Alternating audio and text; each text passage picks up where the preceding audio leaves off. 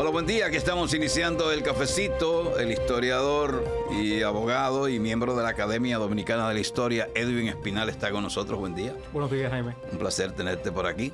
¿Cómo no? ¿Qué tal te pareció el homenaje que le hizo la Universidad Católica al señor Cookie Batista? Muy merecido. Claro, dio trabajo convencerlo de que aceptara, pero entiendo que era hora ya de que se reconociera el aporte, la impronta de Don Cookie en el desarrollo urbano de Santiago. O sea, no podemos hablar en los últimos 60 años de la evolución urbana de Santiago sin mencionar su nombre. No solamente por los edificios iniciales del campus de la Madre y Maestra, sino también, por ejemplo, el trazo de los jardines metropolitanos en 1963, las avenidas 27 de febrero y de Circunvalación, que indudablemente cambiaron en su momento la faz de la ciudad. Y eso se le debe a nivel individual a su persona. Él no llegó a graduarse en la universidad. No, pero tuvo sí una gran práctica con grandes arquitectos de la época en la que estudió, en Santo Domingo. Y por supuesto, una de sus obras más conocidas en Santo Domingo es el Palacio de Bellas Artes. Eso debe obedecerle. Es obra de Cookie también. Su vida como arquitecto, digamos, la desarrolló en gran parte en la empresa Mera Muñoz y Fonder. Sí, durante más de 40 años estuvo vinculado a esa empresa y desde ahí, bueno, proyectó y aportó a la huella urbana de la ciudad. ¿Y cuál es la edad que tiene? 101. Cumplirá 100 a mediados de año, en junio. Pero está muy lúcido. Sí, por completo. Y su físico motor también está funcionando. Yo lo vi caminando bastante bien. Sí, su mente perfecta. Es un gran privilegio todavía contar con Cookie y poder tener de él todas esas vivencias sobre la imagen de un Santiago que él ayudó en buena medida a construir. Y él no es una persona, pero él es una persona bastante tímida, que no es una persona de estar hablando así con cualquiera. Tiene sus amigos para conversar. Sí, claro, pero es muy abierto con los arquitectos fundamentalmente. Los arquitectos en la ciudad le tienen mucho aprecio y se descubre esa sintonía de Cookie con la nueva generación. O sea, es una persona muy abierta, dispuesta siempre a compartir sus conocimientos. Bien, entonces pasemos a otras áreas de la ciudad. Por ejemplo, la presentación de Santiago como destino turístico en la feria que se hace en la Feria Española Fitur. ¿Qué te parece? Bueno, entiendo que tomó de sorpresa a muchas personas. Hay personas que entienden que no se trata de un símbolo, de un emblema que representa a la ciudad, que pudo haber estado integrado por otros elementos, pero hay que considerar que una marca ciudad conlleva un proceso y no todos los elementos que uno quisiera para representar la ciudad pudieran encontrarse. Sí hay al menos dos cuestiones interesantes con respecto a la marca ciudad. Uno primero se refiere al tema de la explotación y otro al propio diseño. Ya que se presentó la marca, queda saber quiénes van a explotar la marca, quiénes van a utilizar esta marca ciudad. La va a utilizar el MITUR, la va a utilizar Visit Santiago, la va a utilizar otra instancia, y en esa medida se va a registrar como una marca en ONAPI, como un signo distintivo. ¿Quién la va a registrar? ¿Quién va a licenciar ese uso? ¿Cómo se va a registrar? ¿Se va a registrar sencillamente como una marca mixta simple o se va a registrar como una marca de certificación o como una marca colectiva? Y me detengo en ese punto. En el caso de una marca de certificación, el titular de la marca endosa, avala los productos o servicios de determinadas personas físicas o morales para que puedan utilizar junto a su propia marca esta marca para darle, digamos que, reconocimiento a sus productos o servicios. Y en el caso de una marca colectiva, eventualmente podría, pienso en Visit Santiago, el mismo Ministerio de Turismo, aglutinar una serie de actores que serían los que exclusivamente utilizarían esa marca. O sea, todavía no se ha definido ese punto. Yo siempre pregunté esto que estoy diciendo ahora en las diversas ocasiones en las que se presentó el avance del proyecto de la marca, pero nunca obtuve una respuesta concluyente al respecto. Y no tendría sentido haber gastado 10 millones de pesos, como se anunció en su momento, para que esta marca no se utilice. O sea, darle distintividad al producto Santiago de los Caballeros implica que se vincule la marca a los actores que puedan posicionar a Santiago en el mercado turístico mundial. ¿quiénes estarían interesados? Bueno, todas las instancias de la ciudad, restaurantes, cafés, bares, clínicas, empresas, cualquier elemento vivo en Santiago quisiera endosar sus productos, sus servicios con la marca ciudad para posicionar a Santiago como un producto turístico. Queda ver esa cuestión.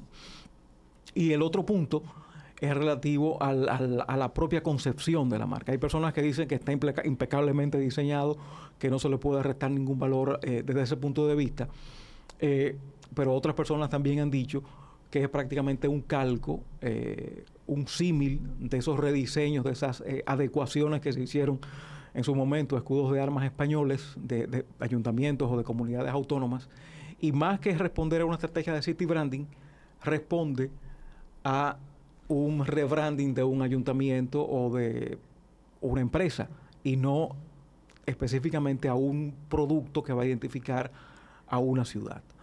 Contiene el monumento, contiene una onda que asemejará al río Yaque, una hoja que será una hoja de tabaco, dos montañas que nos vincularán con la cordillera central y septentrional, pero reitero, muchas personas han dicho que faltan otros elementos para identificar a Santiago. Y bueno, el escudo está perfilado en el corazón, en un rediseño del escudo heráldico de la ciudad, y la forma de corazón, bueno, alude a Santiago Ciudad Corazón, pero el lema no aparece tampoco vinculado a la marca ciudad. Por eso muchas de las críticas, de esos dos aspectos. Entonces, se ha también criticado, se ha señalado que el escudo de hoy no representa en su totalidad al original.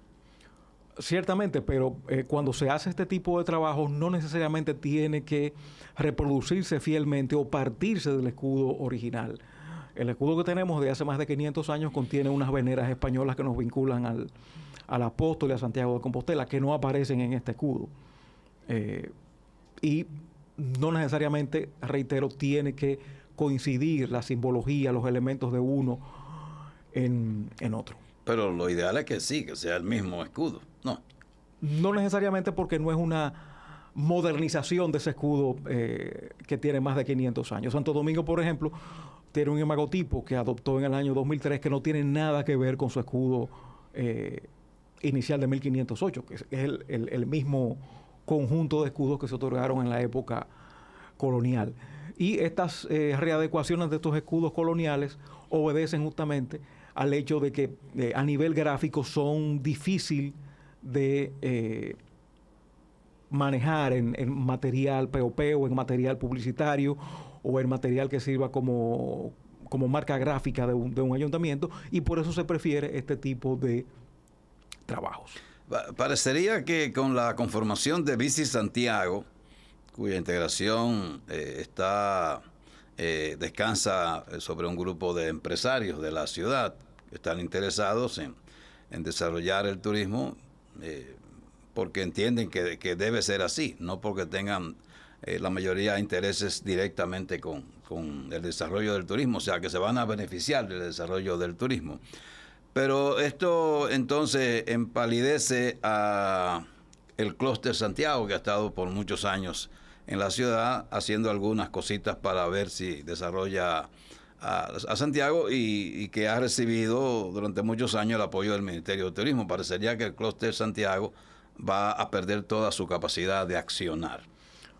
Sin duda, hay que perfilar un desplazamiento y un posicionamiento de Visit Santiago a partir de la marca ciudad, por ser la instancia promotora y copresentadora de la marca en Fitur. Ya veremos cuáles serán las acciones justamente para el empleo de la marca, que es la gran expectativa que hay. O sea, Fitur acaba de concluir el fin de semana, habría que ver qué posición plantean Visit Santiago y el MITUR con respecto al uso de la marca. Ya se tiene, lo que queda ver es probarla, para saber si efectivamente responde a las expectativas de captar para Santiago turismo.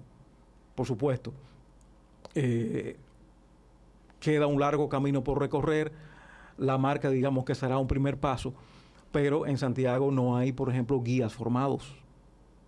No existe una oferta acabada, completa, estructurada, coordinada para mostrar a turistas. Podríamos resaltar como elementos más llamativos acaso el monumento, el Centro León, pero después, ¿qué tenemos que mostrar? ¿Qué le presentas a un turista que diga que se va a quedar en Santiago durante 3 días? Existe un tour organizado en el centro histórico, existe un tour organizado en la catedral como monumento único, existe un tour organizado para el cementerio, existen tours organizados para visitar fábricas de tabaco, los campos de tabaco de Villa González, en fin, hay toda una estrategia que tiene que ser articulada y en este caso, ya sea por parte del clúster o ya sea por parte de Visit Santiago, tiene que existir esa estrategia. O sea, tiene que salir de los propios actores locales y no esperar que el Ministerio de Turismo sea el que plantee una acción en este sentido. Edwin, ¿por qué razón los cementerios son atracciones turísticas? Porque eso ocurre en muchos países, en el nuestro, que yo sepa, no. Pero ¿por qué razón se convierte un cementerio en un atractivo? Porque un cementerio de alguna manera revela la vida de la ciudad en una época. Tú tienes un repositorio de actores, de personajes que estuvieron vinculados a la vida de la ciudad en algún momento desde el punto de vista político, educativo, comercial, cultural, artístico, pero al mismo tiempo contienes en ese espacio un reflejo de la evolución arquitectónica de la ciudad. Muchas personas querían perpetuarse a través de las tumbas en los cementerios, equiparando o distanciándose de la arquitectura bajo la cual vivían. El Centro Histórico de Santiago en un determinado momento fue un espacio arquitectónico de mampostería, de ladrillo, de madera, pero tú te encuentras que esos propios personajes en el cementerio tienen tumbas de mármol, de hierro, elementos neoclásicos o neoegipcios, o Art Nouveau, Art Deco, etcétera. Y tú tienes entonces ese contraste entre dos tipos de arquitectura, la arquitectura de la muerte y la arquitectura de la ciudad de los vivos. En este sentido, un cementerio tiene ese tipo de valores. En el caso del cementerio de Santiago, en el 2024, el ayuntamiento lo declaró, a propósito de una gestión del Comité Dominicano del ICOMOS, como museo a cielo abierto y patrimonio cultural. Esa dedicatoria fue un reconocimiento a los trabajos que hemos realizado desde el año 2016 para revelar los valores arquitectónicos, patrimoniales, materiales e inmateriales que tiene el cementerio y a través de las visitas guiadas que... Bien, seguimos esta conversación con Edwin Espinal, que además es director, decano de la carrera de Derecho de la Pontificia Universidad Católica Madre y Maestra. ¿Qué tiempo tienes ahí? Ya un periodo de 2 años agoté y ahora ratificado por el rector por un segundo periodo de 2 años más. Una experiencia administrativa y gerencial muy interesante. Yo entiendo desde fuera que el ser profesor y funcionario de una universidad obliga al beneficiario de esas posiciones a tener que estar investigando y estudiando, porque hoy es mucho más complejo que ayer el ser profesor, por el acceso que tienen los estudiantes a información tan fácil. Sin duda, obligatoriamente hay que estar actualizado con todos los contenidos y más que tenemos un tribunal constitucional que emite sentencias prácticamente todas las semanas. Y las sentencias del Tribunal Constitucional varían leyes, derogan leyes, ponen en suspenso determinados textos legales o fijan posiciones con respecto a la interpretación de un determinado tema y, al menos en el área de derecho, igualmente hay que actualizar todos los contenidos de las clases para estar a tono con esa evolución que se va presentando de manera tan rápida. Y lo mismo debe suceder igualmente con otras carreras. A propósito del constitucional, yo, desde mi ignorancia, he visto que ese Tribunal Supremo está adoptando posiciones que de alguna manera rivaliza con las funciones del legislador. Por ejemplo, el caso ese de aprobar que un ciudadano puede aspirar a un cargo electivo sin estar vinculado a ningún partido. Eso a mí me llamó la atención y me llaman la atención esos casos que se están provocando. Y además que el mismo tribunal nunca ha hecho lo necesario para que sus decisiones sean cumplidas. Hay muchísimas decisiones del Constitucional que no se han aplicado y el órgano no hace nada para lograr que eso cambie. Al mismo tiempo, critico que el señor Milton Rey Guevara, que es un amigo y que fue presidente del Constitucional por 10 años, ¿verdad? Critique decisiones del Constitucional. Yo entiendo que él no debiera hacer eso. ¿Cómo lo ven ustedes, los abogados? Bueno, con respecto a la huella que está dejando esta nueva matrícula del tribunal, es efectivamente cierta. Pero recordemos también que el tribunal tiene la capacidad de dictar una serie de sentencias para modular textos legales. Por supuesto, esta decisión respecto de las candidaturas independientes ha traído adeptos, pero también ha traído muchos críticos. Bueno, los partidos todos están en contra. Claro, ya sencillamente, como es una decisión que se impone a todos los poderes públicos por mandato de la Constitución, lo que queda es que el Congreso Nacional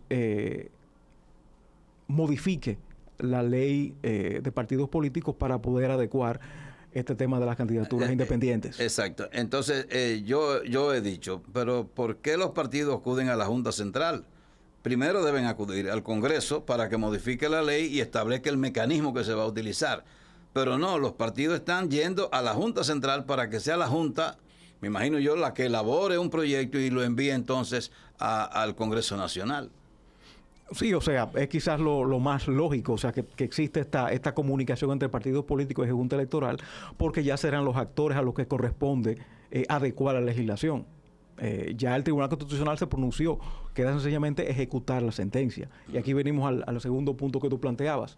El tribunal tiene una unidad de ejecución de sus sentencias, pero el procedimiento que se ha establecido para esta unidad es tan farragoso que convierte, o sea, que revictimiza, digamos, en un sentido, la sentencia dictada para evitar su inejecución. Y el Estado se convierte en el mayor deudor de la ejecución de estas sentencias. Y con relación a nuestro amigo Milton Rey Guevara, hay que respetar su criterio, pero efectivamente, como tú señalas, hay un elemento ético, moral detrás para que tú critiques posiciones de un órgano del cual tú fuiste presidente durante más de una década. Así yo lo veo.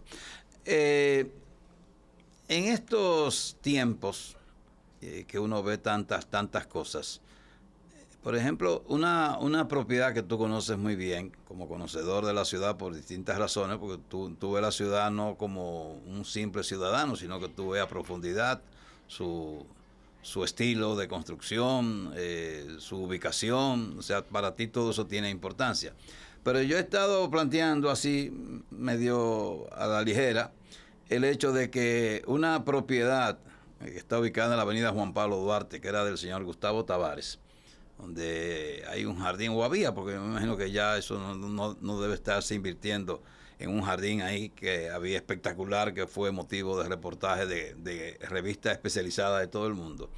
Que ese solar, que tiene una vegetación y unos árboles centenarios quizás, debiera ser comprado por un grupo de mecenas de la ciudad y hacer ahí un espacio público para convertir esa zona en un pulmón para la ciudad. Yo he hecho ese planteamiento. Entonces, sobre ese proyecto y sobre esa vivienda, ¿cuál es tu explicación? Tú que lo conociste también. Justamente Villa Pancha, que es el nombre de la propiedad, fue incluida en la guía de arquitectura que produjimos junto a arquitectos de la ciudad para fachadas dominicanas. Y ciertamente es una propiedad de un inmueble relevante dentro de la evolución urbana de Santiago. Es quizás uno de los pocos elementos que nos recuerda la función que tuvo la hoy Avenida Juan Pablo Duarte, antigua Franco Vidó, Avenida Franco Vidó, de elemento de conexión del casco de la ciudad con su ruralía. Y para los años 20, esta avenida se convirtió en un espacio donde muchas familias adineradas tenían sus quintas, sus estancias. Y Villa Pancha es una de esas sobrevivientes. Era una propiedad mucho más grande todavía, pero el espacio, lo que resta de Villa Pancha es todavía atractivo. Compartimos contigo esa solución de que se convierta en un espacio público. Eventualmente podría el Estado, si se le motiva, adquirirla, declararla de utilidad pública para que forme parte, es un planteamiento que también hago, como una extensión del Jardín Botánico de Santiago. Podría rehabilitarse el jardín que existió en su momento y que sirva como espacio público. Claro, contra esa posición romántica conspira el interés de un desarrollismo en ese espacio, siendo un espacio tan amplio que ahí podrían caber no sé cuántas torres. Sí. Pero sí, muchos pensamos que sería criminal arrasar con este espacio. Así es. Y si a esto tenemos en cuenta que el solar con el que colinda hasta llegar a la calle de la Salle está en venta en este momento. Exacto. O sea que pudiera ser un conjunto de claro, podría fundirse perfectamente. Y ya que se perdió la oportunidad de preservar el gran solar que había en la otra esquina, Estrella Sadalá con Juan Pablo Duarte, donde ahora se construye el Santiago Center, ¿por qué no preservar en el otro extremo? También el otro solar que era de don Eduardo León, que era un solar grande que hoy existe ahí un residencial. Un complejo residencial, entonces, exactamente. Esa zona ahí para un pulmón de la ciudad sería magistral.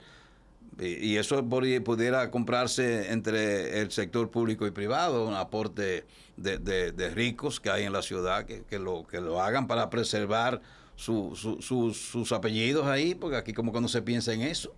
Más allá del Parque Central, que le añadió un espacio verde bastante grande a la ciudad, ese espacio perfectamente podría convertirse en un parque urbano. Sí. Y esa zona lo necesita.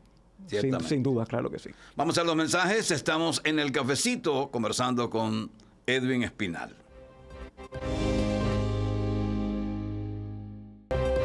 Bien, seguimos esta conversación con Edwin Espinal, que es historiador, es abogado, especializado en derecho de autor.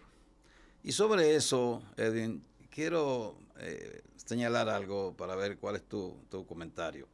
Hace 2 o 3 semanas que definitivamente se instaló la televisión digital, un proyecto que tenía muchísimos años por hacerse y que hasta ahora solo 4 televisoras han sido certificadas.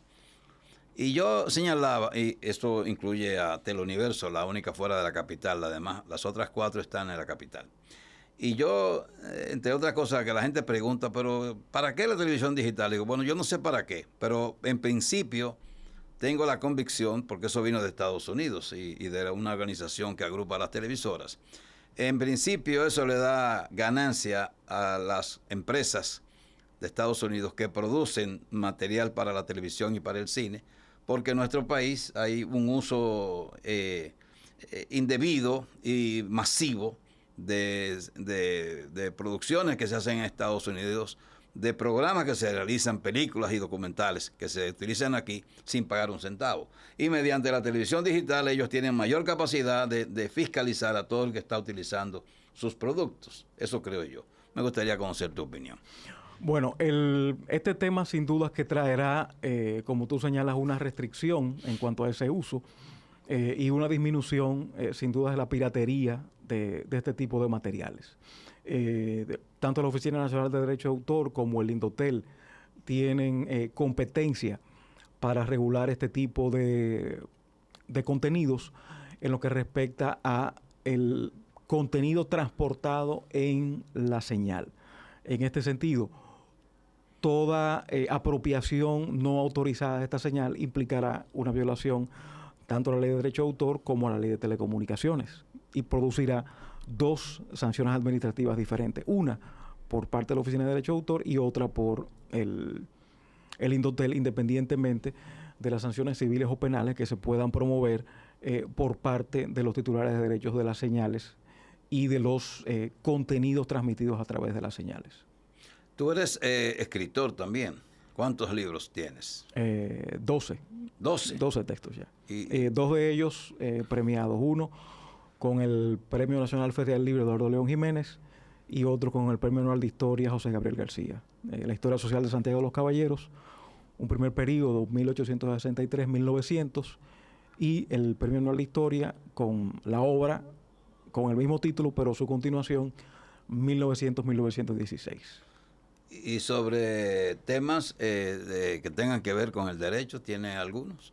La compilación de leyes y de textos referidos a la propiedad intelectual en la República Dominicana, que lo editó Gaceta Judicial, y la propia tesis de grado que la publicó Pellerano y Herrera sobre patrimonio cultural y legislación. ¿Es muy difícil para una persona escribir, hacer un libro? Ciertamente, ya el Internet nos da muchas facilidades, hay muchos contenidos en línea, pero también hay fuentes a las cuales acceder obligatoriamente se impone a través de un contacto físico. Y se carece en muchas ocasiones de un acceso libre a estos documentos. Por ejemplo, en el caso de material histórico, no todo el mundo tiene acceso a archivos civiles o archivos eclesiásticos o a protocolos notariales, que son una fuente inexplotada o muy poco trabajada hasta ahora. Los archivos de Santiago en materia de protocolos notariales están prácticamente vírgenes. Y yo mismo que he trabajado los protocolos, he visto apenas la punta del iceberg, porque hay mucho material por descubrir. El Archivo de la Nación tiene protocolos notariales de San Francisco de Macorís. En el caso de la Academia Dominicana de la Historia, el doctor Fran Moya Pons está relevando información de protocolos notariales en La Vega, que cuando eso esté listo, sin duda que se va a convertir, sin duda, en un espacio donde se podrán encontrar muchas sorpresas por la riqueza del material. Estamos hablando de información siglo XVIII, siglo XIX. Entre tus tantas ocupaciones, tú has trabajado y tienes eso como parte de tus servicios, la elaboración del árbol genealógico de una familia. ¿Sigues haciendo esa labor? Sí, o sea, es una investigación que en ocasiones tocan las puertas para este tipo de investigaciones. E igualmente se enfrenta la investigación genealógica a este tipo de limitaciones en cuanto a la posibilidad de acceder a documentación. Aunque en el caso dominicano tenemos la posibilidad de acceder a ese material, porque en su momento los mormones, la Iglesia de Jesucristo de los Santos de los Últimos Días, en los años 80, obtuvo autorización de la Arquidiócesis de Santo Domingo para microfilmar, y también de la Junta Electoral, archivos civiles y eclesiásticos. Y mucha de esa información se hubiese perdido si no se hubiese microfilmado ese material que está a disposición de mucha gente ahora a través de Family Search. Y ha sido una tabla de salvación para tantas personas que en este momento están buscando acceder, por ejemplo, a la ciudadanía española. Sin tener... Hay una ola enorme de gente buscando sus ancestros españoles, vista la ley de memoria democrática en España, que llega hasta los bisnietos. Y estos archivos han sido la salvación para poder conectar con esos ancestros. Bueno, porque yo hago mi álbum genealógico con mis apellidos. Digo, bueno, los Frías tienen alguna descendencia, al parecer, entre España y Portugal. Pero los Carela también tienen una descendencia, pero afroamericana, y entonces como que esa parte a nadie le gusta. Entonces yo voy a guardar mis recursos para otra cosa y no hacer esa investigación. El hecho en República Dominicana es que en ocasiones tú no puedes conectar directamente con el ancestro español justamente por la falta de archivos. República Dominicana ha pasado por múltiples avatares en su historia: incendios, terremotos, saqueos. Y salvo el caso de Santo Domingo, que tiene archivos siglo XVI, por ejemplo, no podemos encontrar archivos tan antiguos en Santiago, en Moca, La Vega. Santiago se incendia durante la Guerra de la Restauración y de 1863 hacia atrás no tenemos nada. Lo mismo podemos decir de Puerto Plata. En La Vega comienza en 1805, Moca comienza en 1822, o sea que son archivos relativamente recientes. Y tú no puedes dar el salto entonces o la conexión con el ancestro. En una ocasión, la ley de memoria democrática también en España planteaba un ancestro judío, lo mismo en Portugal, y mucha gente pensaba que podía conectarse con los ancestros judíos siglo XVI y XVII. Imposible. Al menos aquí es sumamente difícil. Y también el tema del ancestro negro, el Archivo de la Nación. Ahí estoy yo. Han publicado materiales donde tú puedes rastrear el ancestro negro de muchos apellidos dominicanos. En Santo Domingo, en La Vega, en Puerto Plata, en el Ceibo, por ejemplo, es posible relevar ese ancestro esclavo porque tú puedes encontrar documentación o partidas eclesiásticas donde aparece el esclavo asumiendo el apellido del amo. A mí me toca ir a Puerto Plata, entonces, a ver qué cara y la negra esa parte. Ayer se celebraba un nuevo año del nacimiento del patricio Juan Pablo Duarte. ¿El patricio en alguna oportunidad estuvo en Santiago? Estuvo en Santiago, sí, en junio del 1844 y posteriormente en 1864 estuvo en Santiago. Estuvo en 2 ocasiones en Santiago. Esa primera, cuando fue enviado por la Junta Gubernativa, a la Junta Gubernativa que asumieron los trinitarios en su momento, para tratar de mediar entre las fricciones entre los que asumían el proyecto trinitario y los que estaban a favor de la obtención de un protectorado francés. Duarte no lo logra, sabemos cuándo lo logra. Mella lo propone aquí como candidato a la presidencia de la República y lo mismo pasa en Puerto Plata. Duarte reniega de esa posibilidad porque entendía que solamente a través de unas elecciones se podía acceder al poder, cosa que no pensaba así Santana. Y en 1864, 20 años después, tenemos a Duarte también en Santiago, a propósito de su puesta a la orden al gobierno restaurador para sumarse a la causa restauradora. Los restauradores también renegaron de su presencia aquí y lo enviaron a una misión diplomática fracasada en Sudamérica, y ahí perdimos el rastro de Duarte. Fuera del conocimiento de esas visitas a Santiago, no tenemos detalles más precisos de efectivamente en qué lugar estuvo Duarte. Hay que pensar que estuvo, sí, en la casa donde se instaló el gobierno de la Restauración, en la 16 de agosto con Sánchez, pero no tenemos ninguna referencia puntual de los lugares donde estuvo Duarte para poder marcar esos lugares. O sea, sí sabemos dónde murió Mella, por ejemplo. Pero de Juan Pablo Duarte perdimos su rastro y no supimos nunca más dónde murió ni nada de eso. Sí, no, claro. Me refiero al caso de Santiago. Ok. Pero sí sabemos que murió en Caracas. Exacto, en Venezuela.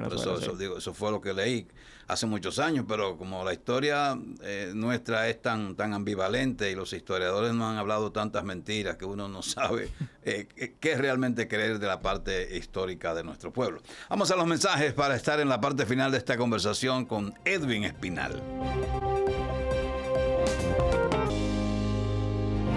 Bien, la parte final ya de esta conversación con el historiador, decano de Derecho de Pucamaima, escritor. Bueno, el hombre tiene tantas cosas. ¿Cómo un hombre casado con hijos saca espacio para seguir leyendo mucho y escribiendo?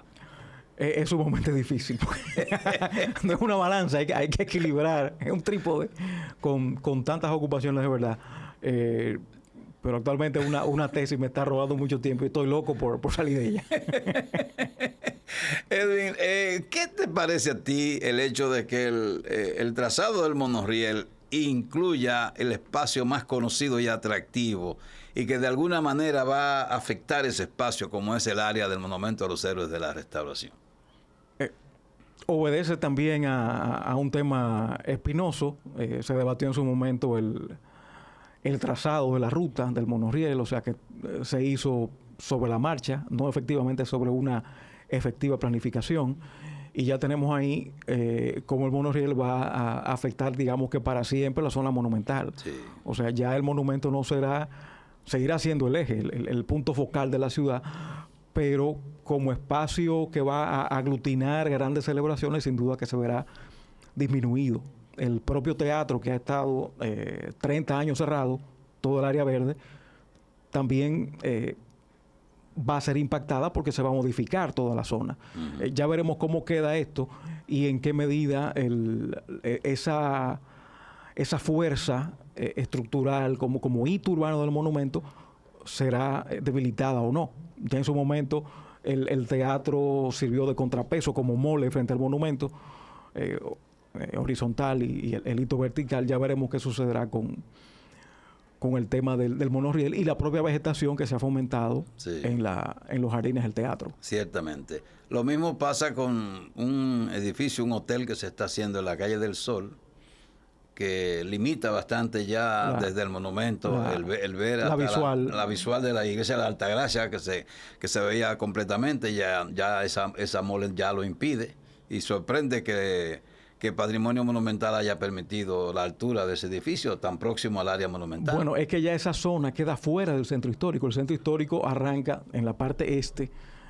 calle Cuba, calle General Luperón, de ahí hacia la General López. De manera que esa zona podría considerarse zona de amortiguamiento del centro histórico, pero en teoría porque no hay nada que lo declare. Y en esa zona podría plantearse cualquier construcción ya fuera de los requerimientos de patrimonio monumental, sí bajo la tutela del ayuntamiento. Existe una resolución que prácticamente nadie conoce, que regula la altura de la zona monumental. No tengo una fecha precisa, pero se entiende que es de los años 90.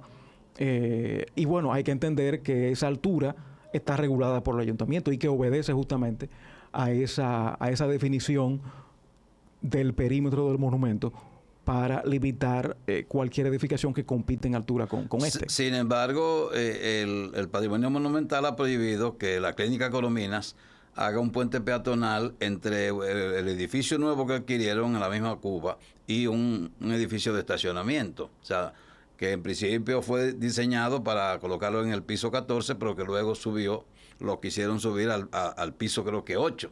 Y eso está muy lejos del monumento y eso se mantuvo la prohibición. Sí, pero está justamente muy cerca al límite del centro histórico. Ahí está la cuestión.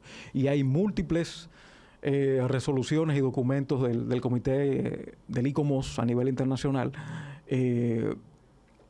que limitan esa posibilidad de construcción como esa que se pretende en un centro histórico por el impacto que puede tener. Pero el hotel al que yo me refiero está en la calle del Sol con R. César Tolentino. ¿Eso está pegado ahí del área monumental? Sí, como te digo, o sea, es parte de la zona de amortiguamiento del centro histórico, pero esa zona de amortiguamiento no está declarada.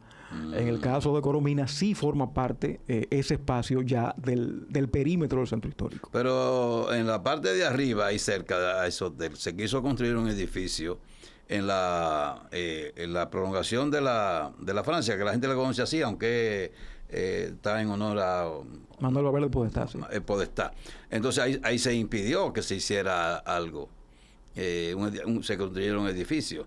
Y hay un solar que era estacionamiento del centro de convenciones, que en el gobierno del doctor Balaguer no se declaró de utilidad pública y que ya está en manos privadas. Y lo recuperaron, sí. Y lo recuperaron, pero aparentemente ahí no se podrá construir nada que pase de 2 niveles. Y entonces no es rentable no, el proyecto. Imposible. O sea, lo van a tener que utilizar como parqueo porque ciertamente se tiene esa limitación. Es imposible que una edificación compita con el monumento. Ya Balaguer lo hizo con su teatro, pero bueno, ya veremos qué pasa con el monorriel y la redistribución vial que implicará la construcción de una estación y del paso del viaducto del monorriel en esa zona. Yo no sé quiénes en Santiago participaron en el diseño del monorriel, pero la verdad que incluir el área monumental, para mí eso fue un desatino y sigue siendo un desatino. Y todavía estamos a tiempo de parar, porque ya comenzaron a marcar y a quitar el pavimento por donde va a cruzar ahí en el parqueo, en el segundo parqueo paralelo a la Avenida Las Carreras. Pero todavía estamos a tiempo de parar eso. No sé a quién corresponde. Las fuerzas vivas de Santiago debieran ser motivadas para protestar por eso. Yo estoy de acuerdo y yo iría en primera fila a protestar para que no pase el monorriel por esa zona, porque no tiene nada que hacer por ahí. Si el ayuntamiento pudiera requerir los planos o podría plantear su visión al respecto, o quién sabe si acaso las escuelas de arquitectura o las escuelas de ingeniería de las universidades podrían también ser consideradas y emitir su opinión, una evaluación experta respecto a este asunto. Bueno, sería lo conveniente. Muchas gracias a Edwin Espinal, que ha estado con nosotros. Yo lo presento como Edwin Espinal porque él es un artista, o sea que se conoce así. Ustedes ven la cara de jovencito que tiene, pero no, ya es un hombre maduro. Gracias por estar aquí. Vamos a los mensajes para la continuación de la programación de Teleuniverso con Salud Dando.